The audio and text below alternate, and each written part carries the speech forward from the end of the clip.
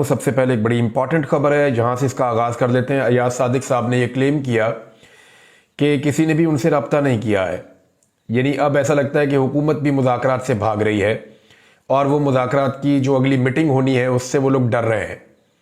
वजह यह है कि हुकूमत अपना वादा पूरा नहीं कर पाई। देखिए, कुछ भी है, ये सियासतदानों ने एक दूसरे से मिलना होता है, इनकी मुलाकातें होती रहती हैं। जो बेचारे सरकारी ऑफिसर हैं या जो एस्टेब्लिशमेंट में बैठे हुए लोग हैं, उनकी नौकरी की एक मुद्दत होती है, वो चले जाते हैं।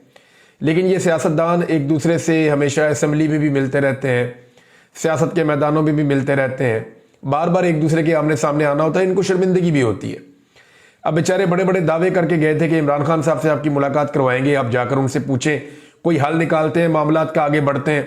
लेकिन पीएमएलएन को बहुत शर्मिंदगी हो गई है। अयाज सादिक साहब तो इससे पहले भाग गए, उन्होंने कहा जी मेरा तो काम ही नहीं है, मैं तो मुलाकात करवा ही नहीं सकता। जबकि कुछ लोग ये कह रहे हैं कि पीएमएलएन जो है उसकी तो बिल्कुल रिस्पॉन्सिबिलिटी नहीं है। ये पीएमएलएन के अपने लोग कह रहे हैं कि जनाब नून लीग की कोई जिम्मेदारी नहीं है अगर मुलाकात नहीं हो पा रही तो। दूसरी जानिब कुछ लोगों को अब ये कहा जा रहा है कि तुम ये बयान दो, जैसे कि राणा सनाउल्लाह साहब ने दिया, कि जनाब एस्टेब्लिशमेंट का भी कोई किरदार नहीं है अगर इमरान खान साहब की मुलाकात नहीं हो पा रही तो जितने मुंह है उतनी बातें। लेकिन अयाज सादिक साहब ने कहा जी दोनों फ्री कैन में से, चाहे वो हुकूमत के लोग हैं चाहे वो अपोजिशन के लोग हैं, दोनों में से किसी ने भी राब्ता नहीं किया कि जनाब मुज़ाकरात का जो अगला दौर है उसको शुरू किया जाए, या जो तीसरी मीटिंग होनी है मुलाकात के हवाले से वो मीटिंग की जाए। अब जनाब अयाज सादिक साहब ने जब स्टेटमेंट दिया तो उसके ऊपर साहबजादा हामिद रजा साहब ने बड़ा क्लियरली इसके ऊपर एक ट्वीट करके और एक बयान जारी किया है। और उन्होंने ये कहा, ये तर्जुमान भी है मुज़ाकराती कमेटी जो पाकिस्तान तहरीक इंसाफ की है, उसके तर्जुमान भी है साहबजादा हामिद रजा। उन्होंने रद्द-ए-अमल देते हुए कहा कि अपोजिशन मुज़ाकराती कमेटी के सरबराह उमर अयूब खान की तरफ से आज स्पीकर अयाज सादिक से टेलीफोनिक राब्ता करने की कोशिश की गई, मगर राब्ता कायम ना हो सका। स्पीकर कौमी असम्बली को बजरिया मैसेज आगाह कर दिया गया है कि अपोजिशन मुज़ाकराती कमेटी एतवार 12 जनवरी या सोमवार 13 जनवरी को मुज़ाकराती कमेटी के तीसरे इजलास के लिए तैयार है। मुज़ाकराती यानी वो कह रहे हैं जी हम 12 तारीख को या 13 तारीख को, आप एतवार को कर लें आज के दिन में, या कल कर लें पीर वाले दिन में। तो जो अपोजिशन की कमेटी है वो तैयार है, बिल्कुल हम मुज़ाकरात करने के लिए रेडी है। तो ये बात गलत है कि हमने राब्ता नहीं किया। हमने राब्ता करके बता दिया, अयाज सादिक साहब ने राब्ता रिसीव नहीं किया, लेकिन हमने पैगाम पहुंचा दिया है कि जनाब हम, और ये पैगाम फिर मीडिया के जरिए से तो पहुंच ही गया ना, सब पूरा पाकिस्तान जानता है। तो ऐसा नहीं हो सकता कि स्पीकर ना जानते हो और पूरा पाकिस्तान जानता हो। ये स्पीकर अयाज सादिक है, ये कादी फायद ईसा नहीं है कि एक खबर का पूरे पाकिस्तान को पता होता था, बच्चा बच्चा जानता था, और अगले दिन बड़े ढीठों की तरह अदालत में बैठ के कादी फायद ईसा फरमा देते थे मुझे तो पता ही नहीं है, मैं तो मीडिया नहीं देखता। और जब कभी काम की बात होती थी, अपने मतलब की होती थी, तो वो बारीक सा थंबनेल भी उठा के पढ़ देते थे कि जनाब ये चीज तो ऐसे हुई है। तो मुज़ाकराती कमेटियों की दूसरी मीटिंग में अयाज सादिक की मौजूदगी में हुकूमती मुज़ाकराती कमेटी ने इमरान खान से आज़ादाना और तवील नशिस्त की मुलाकात की यकीन दहानी करवाई थी, जिसमें हुकूमती कमेटी मुकम्मल तौर पर नाकाम रही है। स्पीकर कौमी असम्बली सरदार अयाज सादिक पूरी कौम को आगाह करें कि हुकूमत अपनी कमिटमेंट पूरी करने में नाकाम हुई और इमरान खान साहब से हमारी मुलाकात नहीं करवा सकी। इमरान खान साहब सजा याफ्ता कैदी नहीं है, बल्कि उनकी हैसियत अंडर ट्रायल एक कैदी की है, जिन्हें रखा गया है जेल के अंदर, सुपीरियर क्लास कैदी की है। और कानून के मुताबिक इमरान खान साहब का इस्तेहकाक है कि अंडर ट्रायल कैदी से मुलाकात आज़ादाना माहौल में प्राइवेसी के तहत करवाई जा सकती है।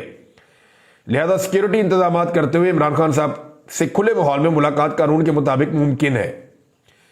मुज़ाकराती कमेटी की तीसरी मीटिंग के बाद अगर 9 मई और 26 नवंबर के हवाले से आज़ादाना और गैर जानिबदाराना जुडिशल कमीशन तश्कील ना दिया गया तो मुज़ाकरात का अमल मुअत्तल हो जाएगा। ये बड़ा क्लियरली उन्होंने कह दिया जी कि तहरीक इंसाफ की मुज़ाकराती कमेटी आइंदा होने वाले मुज़ाकराती मीटिंग के अंदर अपने मुतालबात तहरीरी सूरत में जमा करवा देगी। अब वो ये कहते हैं कि अगर ये तीसरी जो मीटिंग होने जा रही है, इसके नतीजे में इसके बाद अगर नहीं बनता जुडिशल कमीशन 9 मई के ऊपर और उसके अलावा 26 नवंबर को जो कत्लेआम हुआ उसके ऊपर, तो फिर मुज़ाकरात खत्म हो जाएंगे और मुज़ाकरात का अमल मुअत्तल हो जाएगा। ये इमरान खान साहब के ऑर्डर के ऊपर पाकिस्तान तहरीक इंसाफ ने अनाउंस कर दिया है। अब हुकूमत डाल रही है पाकिस्तान तहरीक इंसाफ पे, खासतौर पे इमरान खान साहब का जो एक ट्वीट आया उसको बहुत निशाना बनाया जा रहा है कि शहबाज शरीफ को इमरान खान साहब ने कह दिया जी अर्दली, और जो आर्मी चीफ पे शहबाज शरीफ पे तनकीद की है या एस्टेब्लिशमेंट को इमरान खान साहब ने रगड़ा लगाया, उसकी वजह से अब जी मुज़ाकरात नहीं हो सकते। मामला ये है, मुज़ाकरात तो होते ही इख्तलाफ पे हैं, और शहबाज शरीफ साहब के ऊपर पहले कौन सी चादरें चढ़ रही हैं इस मुल्क के अंदर, पब्लिक को तो वो फेस नहीं कर सकते। पूरी दुनिया में सब जानते हैं कि जाली फार्म 47 के ऊपर थोड़ी सी सीटों वालों को लाकर बिठा दिया गया है जोर जबरदस्ती, तो बेइज्जती तो आलमी सतह की पहले ही हो चुकी है। तो अब इससे ये सिर्फ एक बहाना बनाने की कोशिश की जा रही है। पाकिस्तान तहरीक इंसाफ ने इस पर एक रद्दमल भी दिया है। देखिए, इमरान खान साहब के यही ट्वीट रहते हैं, ऐसे ही उनका एक मौक़िफ़ रहता है। वो जब से जेल गए हैं वो फ्रंट फुट पे है। अब किसी को चोट लगे तो वो शोर तो बचाएगा ना। अब कंटिन्यूसली इमरान खान साहब के साथ जो जुल्म और फस्तायत हो रही है, इतना जबर भी कोई आदमी अगर सह जाए तो वो तो फिर उस आदमी पे आपको गुस्सा आना शुरू हो जाता है कि भाई ये जुल्म सहता ही जा रहा है, बोलता ही नहीं जुल्म के खिलाफ। तो इमरान खान साहब जो है वो जितना जुल्म उनके ऊपर होता है वो उसका रद्द-ए-अमल देते हैं, और रद्द-ए-अमल तभी रुकेगा ना जब अमल रुकेगा। अब यहां पाकिस्तान तहरीक इंसाफ ने भी बाकायदा शेख वकास अकरम साहब ने इस पर स्टेटमेंट जारी किया कि ट्वीट का मामला नहीं है इमरान खान साहब की, ना ही इमरान खान साहब को बड़े डेस्परेट हैं कि हर सूरत में मुज़ाकरात होने चाहिए, मुज़ाकरात कामयाब होने चाहिए, ना इमरान खान को बाहर जाने की जल्दी है। देखिए, जिस आदमी को डर लग रहा हो या बाहर आने की जल्दी हो ना, उसका ट्विटर बंद हो जाता है, जैसे पीपल्स पार्टी के लोगों के हो जाते हैं, बयानात भी बंद हो जाते हैं, मुंह भी बंद हो जाते हैं, ट्विटर भी बंद हो जाते हैं। इसी तरह जैसे मरियम नवाज के और नवाज शरीफ के बयानात बंद हो जाते हैं, उनके ट्विटर बंद हो जाते हैं लंबे लंबे अरसे के लिए। जिसको बाहर आने की जल्दी हो वो इस तरह की कुर्बानियां दे देता है। इमरान खान साहब डेस्परेट नहीं, उन्हें कोई जल्दी नहीं है, ना वो चाहते हैं फौरी तौर पे उनके मुज़ाकरात हों, फौरी तौर पे वो बाहर आए। तो इमरान खान साहब ये भी जानते हैं कि पूरा निज़ाम फंस गया है इमरान खान साहब के सब्र के आगे। तो पीटीआई ने कहा जी ख्वाजा आसिफ, मरियम नवाज और राणा सनाउल्लाह साहब के बयानात भी तो देख लें, इन्होंने भी तो आग लगाई हुई है। तो बात ठीक है, जैसे ही मुज़ाकरात आगे बढ़ना शुरू हुए हैं, आपने देखे मरियम नवाज साहबा की एक्टिविटी शुरू करवा दी गई है और उनके मुंह से आग निकलती है, वो जहां पर भी जाती है। इमरान खान के ऊपर, पाकिस्तान तहरीक इंसाफ के ऊपर वो चढ़ाइयां करती हैं, अटैक करती हैं, बड़े लंबे अरसे से चुप थी। लेकिन ये सारा कुछ जो हो रहा है तो डेलिबरेटली हो रहा है ना। ख्वाजा आसिफ साहब को एकदम छोड़ दिया गया, जनाब जो दिल करता है बोलो, भूली जा रहे हैं। राणा सनाउल्लाह साहब ने भी सख्त बयान दिए हैं। जब इन सारी चीजों को आप इकट्ठा करते हैं तो आप सिर्फ इमरान खान के एक ट्वीट को ब्लेम नहीं कर सकते। हालांकि उनकी अपनी पार्टी में भी कुछ लोगों ने इस तरह की बात की, लेकिन एक्चुअली इमरान खान साहब के ट्वीट को आप ब्लेम नहीं कर सकते। आपको देखना पड़ेगा कि दूसरी तरफ से किस तरह के स्टेटमेंट्स दिए जा रहे हैं और मामला खराब किया जा रहा है। अच्छा, जैसे जैसे मुज़ाकरात वाली कहानी अपने इख्तिताम को ऐसा लगता है पहुंच रही है, मेरी भी ख्वाहिश है, पाकिस्तान की ख्वाहिश है कि इन मुज़ाकरात के नतीजे में वाकई कोई हल निकल आए और सारे लोग बैठकर जो पाकिस्तान की मिलिट्री एस्टेब्लिशमेंट है उसका सियासत में रोल खत्म कर दें, तो ये तो सबसे बेहतरीन काम हो जाएगा। बहरहाल तहरीक इंसाफ ने इसके साथ साथ अपना वार्म अप शुरू कर दिया है। डीआई खान में उन्होंने एक रैली निकाली है, एबटाबाद में उन्होंने रैली निकाली है, कुछ और जगहों पे पाकिस्तान तहरीक इंसाफ ने रैलियां निकाली हैं, और वो दोबारा से मोमेंटम पकड़ने की कोशिश कर रही है पाकिस्तान तहरीक इंसाफ। ये दो चीजें हैं, एक तो पाकिस्तान तहरीक इंसाफ चेक कर रही है कि सानेहा जो हुआ 26 नवंबर का इस्लामाबाद में जो कत्लेआम हुआ डी चौक में, उसके बाद कारकुनों का मोराल क्या है। तो ये नजर आ रहा है कि कारकुन एक्टिव हो रहे हैं और वो निकल रहे हैं। तो ग्रेजुअली दोबारा पाकिस्तान तहरीक इंसाफ, क्योंकि जब भी कोई आपको बड़ा इवेंट करना होता है ना पॉलिटिकल, तो आपको बहुत सारे छोटे इवेंट मुख्तलिफ जगहों पे करने पड़ते हैं। पाकिस्तान तहरीक इंसाफ ने ये चीज बड़ी कमाल सीखी है, क्योंकि इमरान खान साहब के बगैर उनको निकलना होता है। अगर इमरान खान साहब हो तो वो तो एक दिन में अनाउंस करते हैं मैं फलां जगह पे जलसा कर रहा हूं, तो दुनिया वहां पहुंच जाती है। वो तो क्राउड पुलर है इमरान खान साहब, वो तो कर लेते हैं। लेकिन तहरीक इंसाफ ने यह चीज सीखी कि जब भी उन्होंने निकलना है, उन्होंने पहले शहरी सतह के ऊपर, टाउन्स की सतह के ऊपर, देहातों के अंदर वो रैलियां छोटी छोटी छोटे छोटे इवेंट करते हैं, करते करते एकदम मोमेंटम बना के मैदान में आ जाते हैं। तो ये पाकिस्तान तहरीक इंसाफ ने दोबारा से काम शुरू कर दिया है।